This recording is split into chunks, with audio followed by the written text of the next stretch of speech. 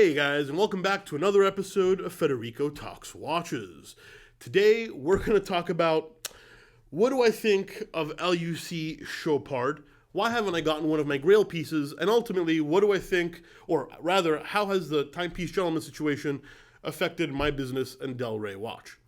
Now, of course, before we get started, customary wristwatch check. Today I'm wearing the Piaget Polo 45, one of my newest acquisitions, and I absolutely love it. And of course, don't forget to check out delraywatch.com, where I just got in a bunch of Rolex. A Rolex unworn Pepsi, an unworn Blue Milgauss, and a very rare GMT Fat Lady. All at delraywatch.com, link in the description below. Also guys, this is not the new set. We're in the middle of an office move out there, and everything's being painted and built and put together.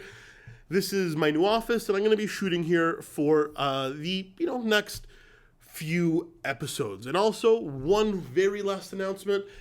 I am going to Europe to visit my parents, who I haven't seen in almost 2 years because of this pandemic, in a couple of days. So if you don't see a few episodes, I haven't run away with your money.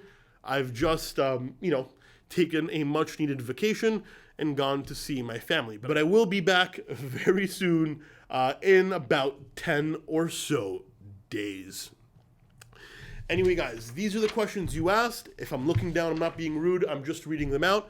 And let's get right into the episode. Mexican Watch Aficionado says, what do you think about LU Chopard? Bang per buck in future investment or forever a hidden gem? I love Chopard LUC. I think they make some of the best watches in the world. But I will never, ever, ever use the word investment and Chopard in the same sentence. I think they will forever be a hidden gem. I think they will never be very well known. Chopard is a little bit too mainstream to be seen as a very high-end watchmaker, but that's not necessarily a bad thing. That means me and you can pick them up for great prices. Ante212. What do I think of Parmigiani? It's a great question. I was actually pretty harsh on Parmigiani a couple of videos ago, but that was out of context. I actually think they're a fantastic watchmaker. They make great watches, interesting designs. They are fully integrated. They own Vacher, which is a fantastic high-end movement manufacturer, and Michel Parmigiani, the brand's namesake, is still alive and involved in the company. That's just not something you see a lot of today. I think they're a company that still has a lot of room to grow. I don't think they're extremely well known at the moment, but they are a niche watchmaker that makes a fantastic quality product. And I do wish more people would put them on their wrist. Ethan Suarez 28. Hey Fed, I've been a long-time fan and you make amazing content. Thank you, brother. Keep up the good work. I wonder why you haven't gotten the Breguet 7147. If I remember correctly, it's your Grail watch that got you into this hobby. Yes, you were right. It is one of my Grail watches. Why haven't I got it yet? Well, I just haven't had the opportunity to get it at the price I wanted, and other things have come up. And actually, I'm happy I haven't gotten it yet, because there's still something to aspire to.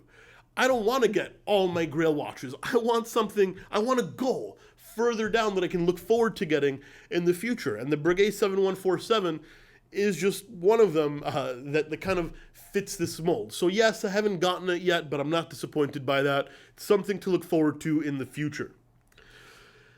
Eduardo Martabit. Hey Fed, big fan.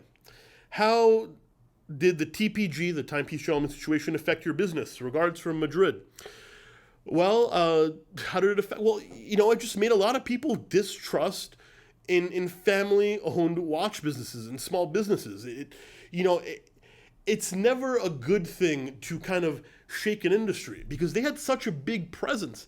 I mean, they're a bigger YouTube channel than I am. And if they can run away with everybody's money, which of course it ended up they didn't, scared the living crap out of people. How did it affect me? Well, I had 2 consignments recalled, which is not a big deal, but also it made people not want to consign with us because even though we're not related, thank God, to the Timepiece Gentleman, it scares people. It really scares people. People don't want to ship you watches to sell because you haven't paid them yet. People don't want to consign to you. People don't trust you with their money. And, how did it affect me? I don't think ultimately it affected me. I don't think it affected me a ton, and I think the internet will forget things eventually. But did it affect my business? Absolutely. Not to mention the hundreds of phone calls that wasted my time all day. I mean, shit, Anthony apologized, and he seemed sincere. But you guys damn well deserved an apology. So I don't know. I just think it's one of the most ridiculous things to happen in a long time. Mr_FX. Hey Fed, would you prefer a few expensive pieces or more fun pieces? Gold versus steel. Well, I prefer gold to steel, but I always prefer to have fun with my watches. I'll never get something super expensive if I don't wear it. Don't get me wrong, I have expensive watches, but expensive watches I do wear. The moment something is too expensive and I can't have fun with it is the moment it no longer belongs in my collection. Anyway, guys, that's it for today. Thank you so much for watching. Please give it a thumbs up if you enjoyed it. It really does help. And don't forget to subscribe so you don't miss any more content. And check out Del Rey Watch for our amazing selection of used watches at the best prices anywhere around. Thanks so much and take care.